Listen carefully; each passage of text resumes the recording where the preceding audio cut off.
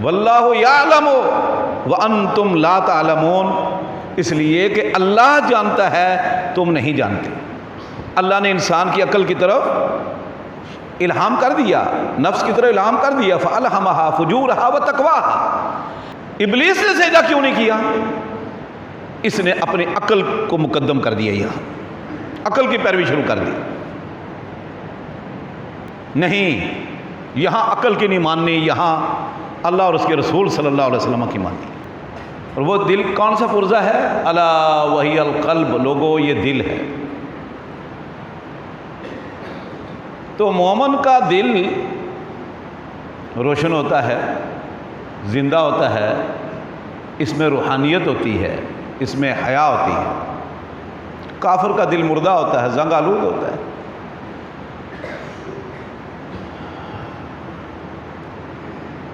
تو میں بیان کر رہا تھا خیر اور شر، کہ مومن کو تو اس کے دل نے، اس کی عقل نے خیر کی طرف رہنمائی کرنی ہے اور کافر کی نہیں، کیونکہ اس میں شر آ چکا ہے۔ ہر عضو میں، ہر کام میں شر ہے، اور جب دل مریض ہو جائے تو وہ کوئی رہنمائی نہیں کرتا، اس میں خیر و شر کی تمیز، سچے برے کی، اچھے اور برے، سچے اور جھوٹے کی تمیز اور تفریق کی صلاحیت ختم ہو جاتی ہے۔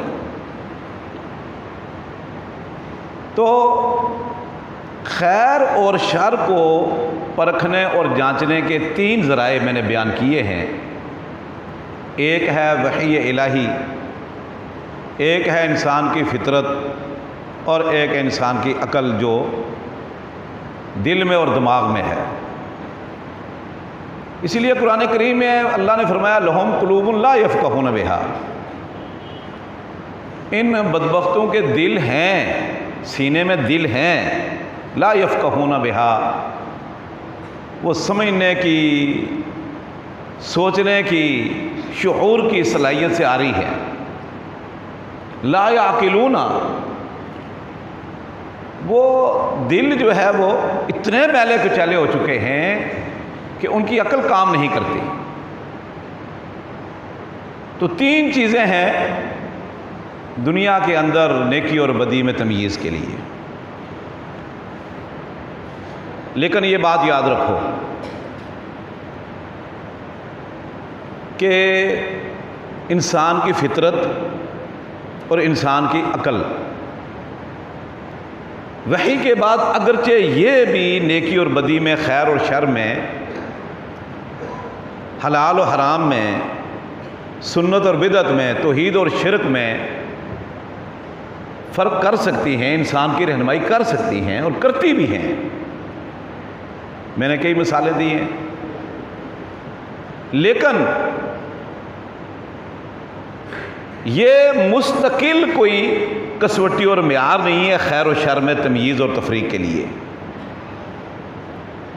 اس لیے کہ فطرت کبھی نہ کبھی بگڑ سکتی ہے،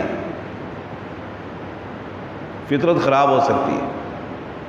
اگر آپ اس کی نگہداشت نہیں کریں گے، رہنمائی نہیں کریں گے، اس کا خیال نہیں رکھیں گے، آپ کو اچھی سوسائٹی نہیں ملے گی، اچھا ماحول نہیں ملے گا، فطرت بگڑ جائے گی۔ نیک سے نیک بندہ بھی اس کی فطرت بگڑ جاتی ہے۔ اس طرح انسان کی عقل ہے، اس کی ایک رینج ہے، اس کی ایک لمٹ ہے، وہاں تک یہ سوچتی ہے، اس سے آگے اس کو کچھ پتہ نہیں ہے، بالکل وہاں لاجواب ہو جاتی ہے اور بے بس ہو جاتی ہے انسان کی عقل۔ لہذا انسان کی فطرت اور انسان کی عقل یہ دونوں وحی کے تابع ہیں۔ اگر یہ دونوں رہنمائی شریعت سے، وحی الہی سے نہ لیں، ان کو تباہی و بربادی سے کوئی چیز نہیں بچا سکتی، یہ انسان کو ہلاکت کی طرف لے جاتی ہے۔ تو میں نے پچھلے خطبہ کے آخر میں آپ کو بتایا تھا کہ میں آپ کو بتاؤں گا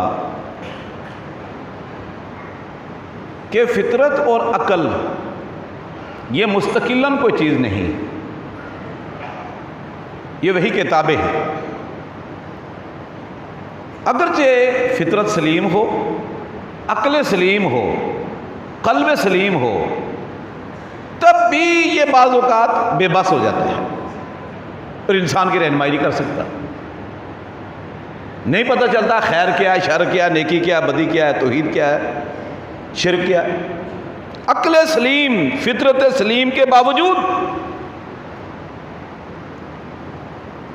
قرآن کریم میں اللہ رب العزت ایک مقام پہ فرماتے ہیں کتب علیکم القتال وہو کرہ لکم وعسیٰ ان تکرہوا شیئا وہو خیر لکم وعسیٰ ان تحبوا شیئا وہو شر لکم۔ آپ پر قتال اور جہاد فرض کر دیا گیا ہے، وہو کرہ لکم، لیکن آپ کو یہ ناپسند ہے، آپ کو اس جہاد سے، اس افضل عمل سے، افضل عبادت سے، اس خیر کے کام سے آپ کو کراہت ہے، آپ کو چڑ ہے۔ وَعَسَىٰ أَن تَكْرَهُوا شَيْئًا وَهُوَ خَيْرٌ لَكُمْ۔ ممکن ہے، یہ مخاطب اللہ نے ایمان والوں کو کیا ہے کہ ایمان والوں ممکن ہے آپ بعض اوقات کسی چیز کو برا سمجھو، شر کا ذریعہ سمجھ لو، اسے کراہت کرو، اسے ناپسند جانو، اسے برا جانو، وَهُوَ خَيْرٌ لَكُمْ، لیکن حقیقت میں وہ آپ کے لیے خیر کا سبب ہو۔ وَعَسَىٰ أَن تُحِبُّوا شَيْئًا، اور یہ بھی ممکن ہے کہ جس چیز کو تم اچھا سمجھ رہے ہو، خیر کا ذریعہ سمجھ رہے ہو، وَهُوَ شَرٌّ لَكُمْ، لیکن حقیقت میں وہ آپ کے لیے بری ہو، نقصان دہ ہو، شر ہو، آپ کے لیے خیر نہ ہو۔ وَاللَّهُ يَعْلَمُ وَأَنْتُمْ لَا تَعْلَمُونَ، اس لیے کہ اللہ جانتا ہے، تم نہیں جانتے۔ اللہ جانتا ہے، آپ لوگ نہیں جانتے۔ ایسی قرآن کریم میں کئی مثالیں حدیث میں ہیں کہ انسان بعض اوقات خیر و شر میں، نیکی اور بدی میں، اچھائی برائی میں تمییز نہیں کر سکتا، فطرت بھی جواب دے جاتی ہے، عقل بھی جواب دے جاتی ہے۔ یہی وجہ ہے کہ آدم علیہ السلام سے لے کر قیامت تک اللہ رب العزت نے انسان کی رہنمائی کے لیے، اس کی تربیت کے لیے، اس کی اصلاح کے لیے انبیاء مبعوث کیے، نبی مقرر کیے، ان نبیوں پر آسمان سے اللہ نے کتابیں اتاری، ہر دور میں اللہ نے رہنمائی کی ہے۔ اگرچہ اللہ نے انسان کی عقل کی طرف الہام کر دیا، نفس کی طرف الہام کر دیا، فَأَلْهَمَهَا فُجُورَهَا وَتَقْوَاهَا، لیکن اس الہام، فطرت اور روشن دماغ اور عقل عطا کرنے کے باوجود اللہ رب العزت نے انسان کو بے لگام آزاد نہیں چھوڑ دیا، بلکہ ان کی رہنمائی کے لیے، اصلاح کے لیے ہر دور میں انبیاء مبعوث ہوئے ہیں، انبیاء پر کتابیں آئی ہیں، اور ان انبیاء کے ذریعے، ان کتابوں کے ذریعے اللہ رب العزت ان کی تربیت کرتا رہا کہ یہ کام کرو گے تو اللہ راضی ہو جائے گا، یہ کرو گے اللہ ناراض رہے گا، یہ کام کرو گے ثواب ملے گا، یہ کرو گے گناہ ملے گا، یہ کام کرو گے دنیا اور آخرت سنور جائے گی، یہ کام کرو گے دنیا اور آخرت تباہ و برباد ہو جائے گی۔ اس لیے کہ عقل یہ کسوٹی اور معیار نہیں ہے، صرف عقل ہی وحی کے بغیر کسوٹی اور معیار نہیں ہے خیر و شر میں تمییز اور تفریق کرنے کے لیے۔ دیکھیں ابلیس یہ جنوں میں سے تھا، بڑا عبادت گزار، بڑا نیک صالح اور اللہ کے مقرب مخلوق میں سے، بہت اللہ کے قریب، پاکیزہ فطرت اور قلب سلیم رکھنے والا، اللہ نے اس کو جنوں میں سے اٹھا کر فرشتوں میں بھیج دیا کہ تو بڑا چل، تو نے اتنا قرب حاصل کیا ہے میرا، اتنی میری عبادت کی ہے، چل تو آج کے بعد فرشتوں میں ہے۔ اب جب آدم علیہ السلام کی تخلیق ہوئی اور حکم ہوا اسجدوا لآدم، آدم کو سجدہ کرو، فرشتوں نے تو سجدہ کیا، ابلیس نے سجدہ نہیں کیا، حالانکہ حکم اس کو بھی تھا۔ ابلیس نے سجدہ کیوں نہیں کیا؟ اب یہاں توجہ کرو ذرا، سجدہ کرنا خیر کا سبب تھا اور نہ کرنا شر تھا۔ سجدہ کرنا رب کے حکم کی تعمیل تھی، مالک حکم دے کہ یہ کام کرو اور نوکر نہ کرے، غلام نہ کرے۔ لیکن فسجد الملائکۃ کلھم اجمعین الا ابلیس ابا واستکبر، ابلیس نے سجدہ کیوں نہیں کیا؟ اس نے اپنی عقل کو مقدم کر دیا، یہاں عقل کی پیروی شروع کر دی۔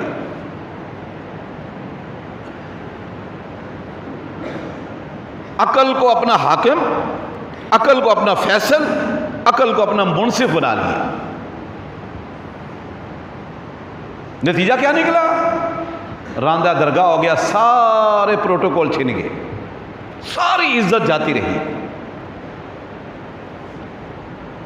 عقل کیسے مقدم کی؟ اللہ نے پوچھا کہ ما منعک ان تسجد لما خلقت بیدی قال انا خلقتنی من نار وخلقتہ من طین۔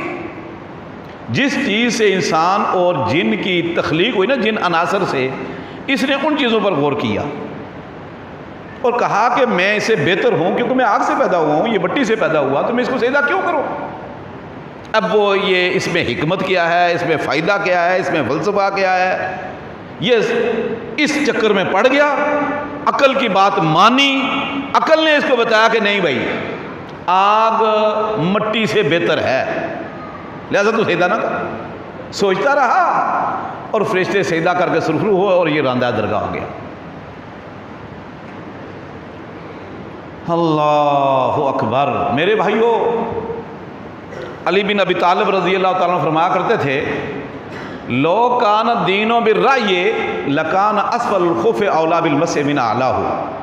لوگو، دین کے معاملے میں، عقیدے کے معاملے میں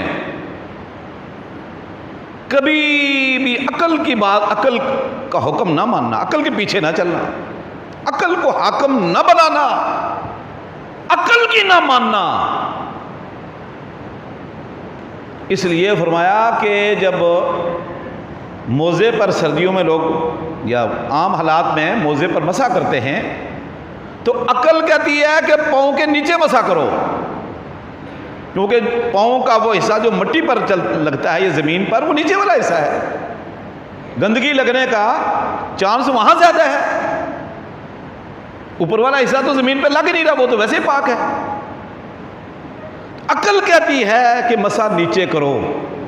علی بن ابی طالب فرماتے ہیں کہ اگر عقل کی مانو گے گمراہ ہو جاؤ گے، کیونکہ میں نے خود نبی کریم صلی اللہ علیہ وسلم کو دیکھا ہے، آپ نے پاؤں کے اوپر، موزے کے اوپر والی سائڈ پہ مسح کیا، نیچے نہیں کیا۔ یہاں عقل قاصر ہو گئی، جواب دے گئی۔ ایک آدمی وضو کر کے آتا ہے، یقین سے، تسلی کے ساتھ، اطمینان کے ساتھ اس نے وضو کیا، مسجد میں آ گیا اللہ کے گھر، اب اس کی ہوا خارج ہو گئی۔ شریعت کہتی ہے تیرا وضو ٹوٹ گیا، جا کے وضو کر۔ اب استنجا کرے گا؟ نہیں، استنجا نہیں کرے گا، جائے گا دوبارہ جا کے کلی کرے گا، ناک میں پانی ڈال کے جھاڑے گا، چہرہ دھوئے گا، دونوں بازو دھوئے گا، دونوں پاؤں دھوئے گا، آ جائے گا پھر۔ عقل کہتی ہے تو استنجا کر، تیری ہوا خارج ہوئی یا پیشاب نکل گیا یا کچھ بھی ہوا، عقل کہتی ہے یہ کر، شریعت کہتی ہے نہیں، بس پھر وضو کر لو۔ یہاں عقل کی بات مانے گا گمراہ ہو جائے گا۔ ابراہیم علیہ السلام کو اللہ رب العزت نے حکم دیا کہ بیوی بچے کو مکہ چھوڑ کر آؤ۔ ابراہیم علیہ السلام فلسطین میں رہتے تھے، اونٹ پر بیوی بچے کو بٹھایا اور ایک تھیلی میں ستو لے لیے، ایک مشکیزے میں پانی لے لیا، مکہ آ کر دیکھا کسی انسان کا وجود تک نہیں، کوئی گھر نہیں، کوئی خیمہ نہیں، پانی کا انتظام نہیں، کھانے پینے کے لیے کچھ کھیتی باڑی نہیں، سنگلاخ پہاڑ ہیں۔ ابراہیم علیہ السلام اللہ کے حکم پر بیوی اور بچے کو چھوڑ کر چلے گئے۔ عقل کہتی ہے یہ کام نہ کرو، عقل اس کی اجازت نہیں دیتی، لیکن اللہ کا حکم ہے کہ یہ کرنا ہے۔ بیٹا تھوڑا سا سمجھدار ہوا، چلنے پھرنے کے قابل ہوا، اللہ کا حکم آ گیا اس کو ذبح کرو۔ ابراہیم علیہ السلام نے حقیقت میں چھری پکڑی اور لٹا دی اور چھری چلانا شروع کر دی۔ ابلیس نے یہی کہا تھا بابا جی عقل سے کام لو، یہ کیا کر رہے ہو؟ بڑھاپے میں اولاد ملی، ایک ہی تو بیٹا اس بیوی سے، واپس آپ نے چلے جانا ہے، اس کی امی اکیلی رہے گی، یہ اس کی آنکھوں کی ٹھنڈک، کیا کر رہے ہو؟ ابراہیم علیہ السلام نے عقل کی نہیں مانی، اس عقل کو پیدا کرنے والے رب کی مان لی، کامیاب ٹھہر گئے۔ اللہ اکبر۔ ہاجرہ ام اسماعیل پانی کے لیے صفا مروہ پر دوڑتے رہی، پانی کے لیے، چلو وہ تو دوڑ رہی تھی پانی کے لیے، کبھی اس پہاڑی پر چڑھ رہی ہیں، کبھی اس پہاڑی پر کہ شاید کوئی قافلہ نظر آ جائے، کوئی پانی کے آثار نظر آ جائیں تو جا کے پانی لے آؤ، بچہ بلک رہا ہے پیاس سے۔ آج اور قیامت تک جتنے بھی حاجی جائیں گے، جتنے بھی معتمرین جائیں گے، ان سب کو صفا اور مروہ پر جانا پڑے گا، دوڑنا پڑے گا۔ پانی کے لیے دوڑ رہے ہیں، کس لیے دوڑ رہے ہیں؟ عقل کہتی ہے یہ کام نہ کرو۔ ام اسماعیل تو پانی کے لیے بھاگتے رہی، آپ نے کیا کرنا ہے؟ عقل کے پیچھے چلو گے گمراہ ہو جاؤ گے، یہ چھوڑنا پڑے گا۔ اللہ کے نبی صلی اللہ علیہ وسلم جب حج کرنے کے لیے آئے سن 10 ہجری میں، تو آپ نے کہا بھئی کہ مشرکین مکہ نے یہ یہاں شوشہ چھوڑا ہوا ہے کہ مسلمان جو تھے نا مکہ کے، مدینے جا کر کمزور ہو گئے، تو وہ ہمیں دیکھنے کے لیے یہ ایک پہاڑ پر جبل صفا پر بیٹھیں گے کہ بھئی دیکھو مسلمانوں کتنے مسلمان کمزور ہو گئے۔ لہٰذا آپ نے طواف قدوم میں، پہلا طواف میں آپ نے دایاں کندھا ننگا کر کے پہلوانوں کی طرح بازو، پہلوانوں کی طرح دایاں بازو ننگا کر کے ہیں اور چکر لگانے ہیں، 3 چکر لگانے ہیں دوڑ کر پہلوانوں کی چال۔ یہ طواف قدوم میں کرنا تاکہ ان کو پتہ چلے۔ اب وہ پہاڑی پر بیٹھے دیکھ رہے، مسلمان آگے، اللہ کے نبی صلی اللہ علیہ وسلم آگے، آپ نے دایاں کندھا ننگا کیا اور ایسے بازو دکھائے نا ان کو، اور پہلوانوں کی چال 3 چکر میں رمل کیا نا، پہلوانوں کی طرف، جس طرح پہلوان آتا نا کھاڑے میں، آپ نے دیکھا ہوگا پہلوان آتے ہی نہیں کشتی شروع کر دیتا۔ آپ دیکھ لیں گراؤنڈ میں تعلیم کیا کرتے ہیں کھلاڑی، پہلوان آ کر کھاڑے کا چکر لگاتا ہے، پہلے جرأت اور بہادری اور طاقت دکھاتا ہے۔ آپ نے فرمایا دکھاؤ ان کو۔ طواف قدوم میں ہے، طواف زیارہ میں، طواف الوداع میں نہیں ہے، یہ ہمارے لوگ اگر سارے طواف میں کرتے ہیں یہ۔ اب وہ قوم کچھ مر گئے، کچھ مسلمان ہو گئے، ختم ہو گئے۔ اب کوئی آپ کو نہیں دیکھتا، کوئی وہاں پہاڑ نہیں ہے، صفا کا نشان تک نیچے آ گیا، بس کوئی آپ کو نہیں دیکھ رہا کہ مسلمان کمزور ہے، طاقتور ہے، نہ ہی آپ نے کسی کو طاقت دکھانی ہے۔ لیکن قیامت تک کے لیے آپ کو دایاں کندھا ننگا کر کے پہلوانوں کی طرح چکر لگانا پڑے گا اگر ممکن ہے تو۔ عقل کہتی ہے بھائی کیا کر رہے ہو، سوچ تو صحیح، کیا کر رہا ہے تو؟ یہ کوئی نیکی ہے؟ یہ کوئی خیر کا کام ہے؟ اسے کیا ملے گا تجھے؟ وہ قوم تو گئی، ختم ہو گئی، صدیاں بیت گئیں، کس کو دکھا رہے ہو اپنی طاقت؟ نہیں، یہاں عقل کی نہیں ماننی، یہاں اللہ اور اس کے رسول صلی اللہ علیہ وسلم کی ماننی۔ اللہ اکبر۔ ابراہیم علیہ السلام جب اپنے بیٹے کو لے کے جانے لگے ذبح کرنے کے لیے، ابلیس آ گیا، بابا خیال کرو، پتھر مارے، بھاگ گیا، پھر آ کر لے کر گئے، پھر آ گیا، ورغلایا، وسوسے ڈالے، اپنے جھال پھینکے۔ ابراہیم علیہ السلام نے اس کو رجیم، شیطان رجیم، رجم کہتے سنگ سار، سانگ کہتے پتھر کو، سار کہتے مارنا، بھاگ گیا، تیسری مرتبہ پھر آ گیا۔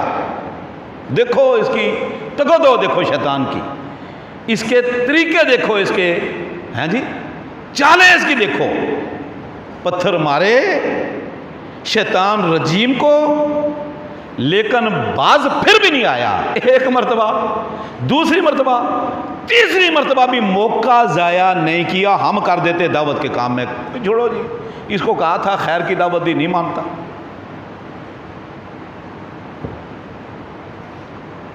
اب قیامت تک کے لیے جو بھی حاجی جائے گا نا، اس کو ان تینوں جگہ پر پتھر مارنے پڑیں گے، ساتھ ساتھ کنکریاں۔ کوئی شیطان نہیں وہاں، آپ اپنے بچے کو ذبح کرنے نہیں جاتے، آپ کو ورگلانے کی ضرورت ہی نہیں شیطان کو۔ بس ابراہیم علیہ السلام نے کسی مقصد کے تحت پتھر مارے تھے، عقل کہتی ہے ضرورت ہی کوئی نہیں، یہ کوئی نیکی ہے، یہ کوئی خیر کا کام ہے، یہ کوئی دین کا کام ہے، یہ کوئی شریعت کا کام ہے۔ اسلام کہتا ہے کہ یہ رکن ہے، رکن، صفا مروہ کی سعی حج عمرے کا رکن،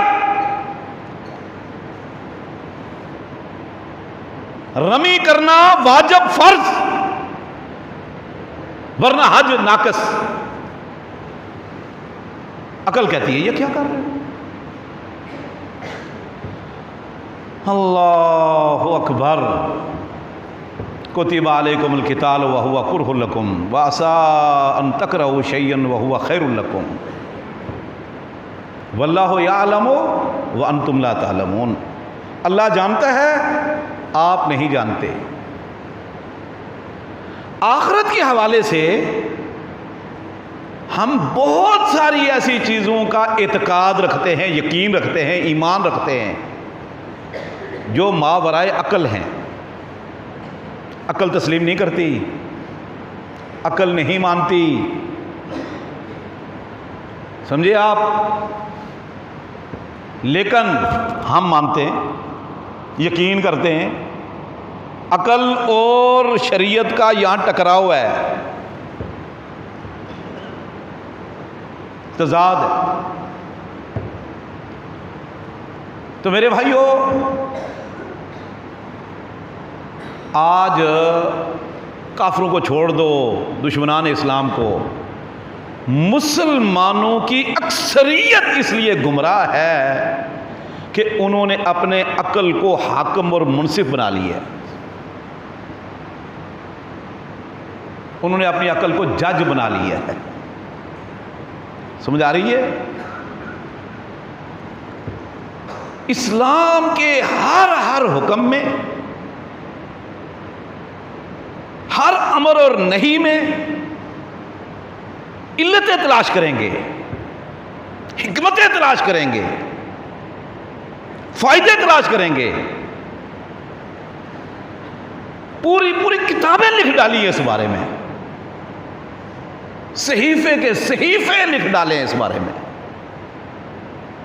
کس نے لکھے؟ مسلمان نے۔ کس نے لکھے؟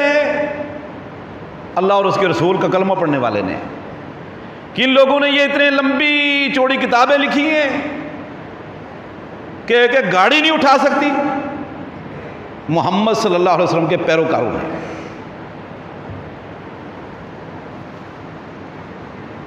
اگرچہ مگرچہ چونکہ چنانچہ تقریباً آج ہمارا اسلام اسی کے ارد گرد گھوم رہا ہے.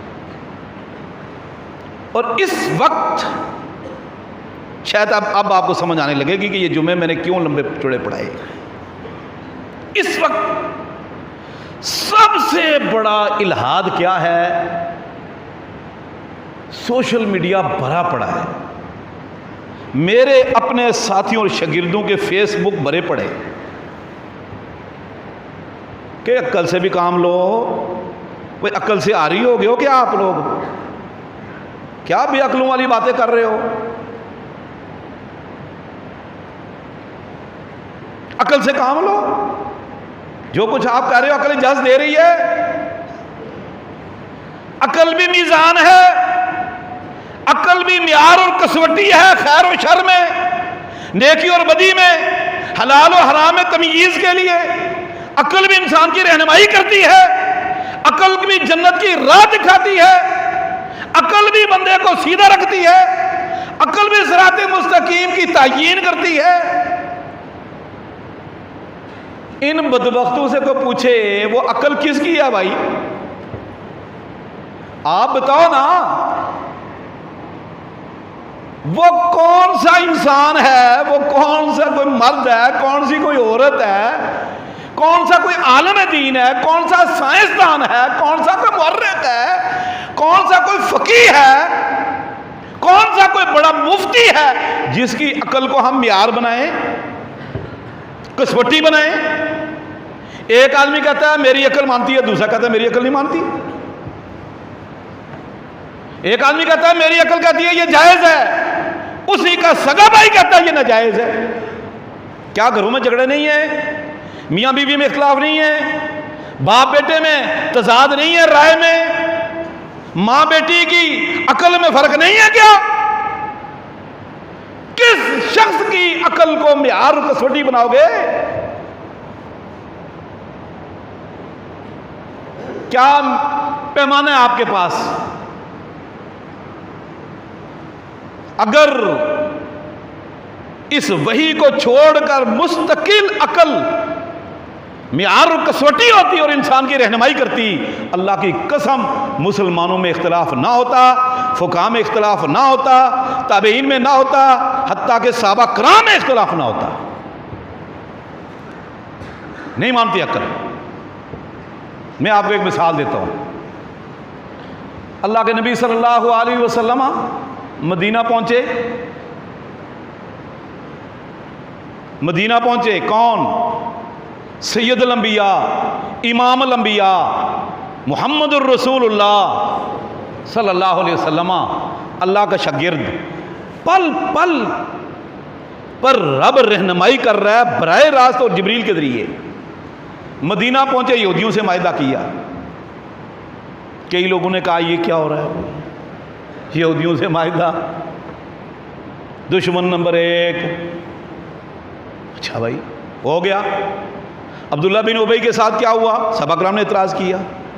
جانتے ہو اکثر لوگ سیرت پڑھتے ہیں, پڑھنی بھی چاہیے, رحیق المختوم پڑھو پتہ چل جائے گا. میں آخری مثال دیتا ہوں.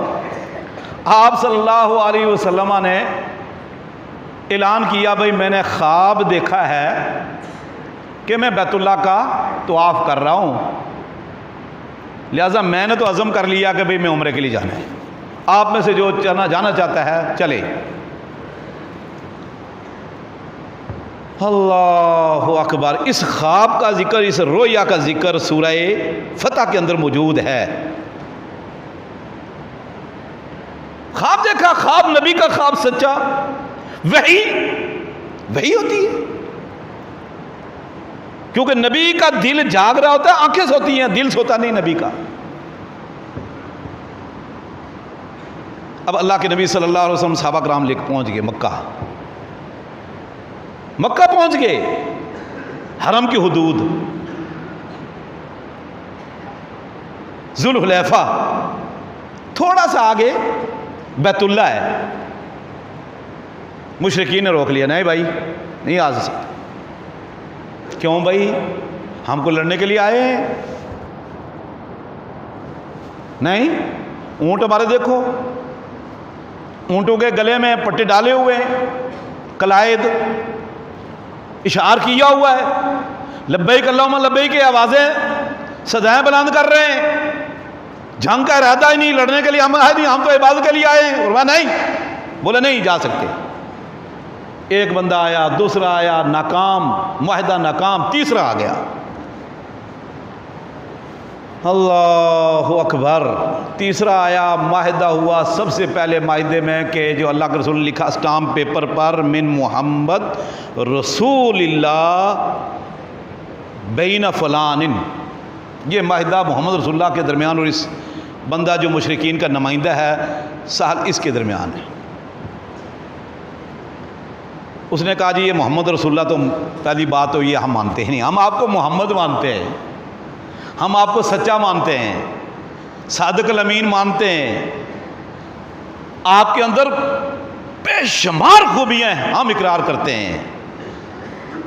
جیسے مسلمان آج کل اللہ کے رسول کو صادق الامین مانتے ہیں، ہاں جی، کوئی آپ کی زلفوں کے تذکرے، کوئی آپ کے دانت مبارک کے، کوئی آنکھوں کے، کوئی ہاتھوں کے تذکرے، پوری سیرت ارد گرد گھوم رہی ہے اس کی۔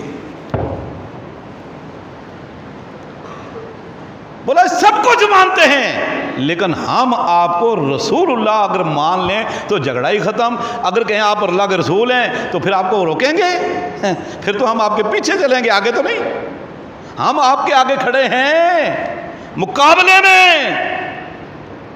آپ کہہ رہے ہیں بیت اللہ جانے، ہم کہتے ہیں نہیں جانے دیں گے، رکاوٹ۔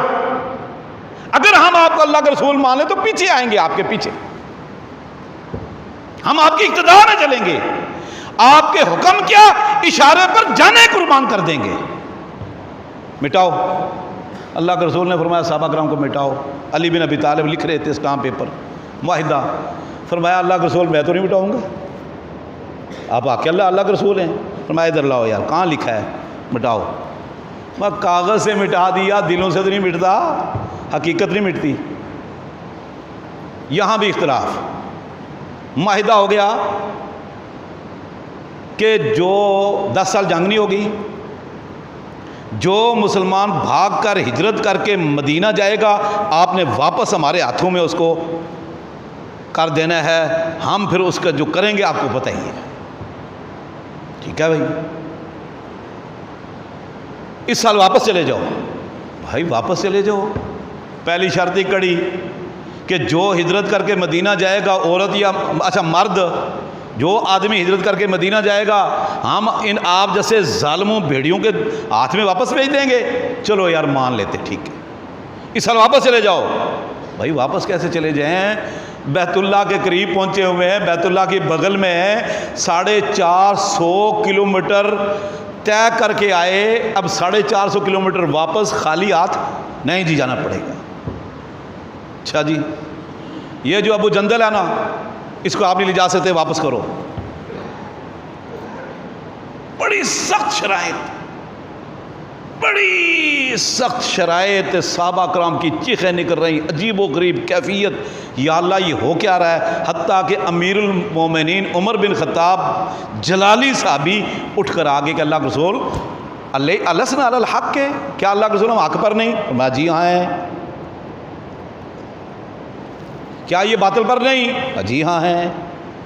کیا اگر لڑیں گے تو جنتی ملے گی؟ جی ہاں ملے گی۔ فرمایا اللہ کے رسول پھر ہم یہ شرطیں نہیں مانتے، اتنی کڑی شرطیں، اتنی سخت شرطیں ہماری عقل نہیں مانتی، ہماری عقل تسلیم نہیں کرتی۔ ہم لڑیں گے، بھیڑیں گے، یا عمرہ کر کے جائیں گے، یا شہید ہو جائیں گے، یا ان کا خاتمہ کریں گے، بس۔ پہلے ابو بکر سے بات کی تھی، انہوں نے کہا عمر اللہ کے رسول ہیں، لیکن صبر نہیں ہو سکا، جذباتی بات ہی عقل کے خلاف، ساری شرائط عقل کے خلاف، حقائق کے خلاف ہے۔ آپ نے ایک ہی جملہ فرمایا، عمر انا رسول اللہ، بس عمر میں اللہ کا رسول ہو۔ عمر چپ کر کے چلے گئے.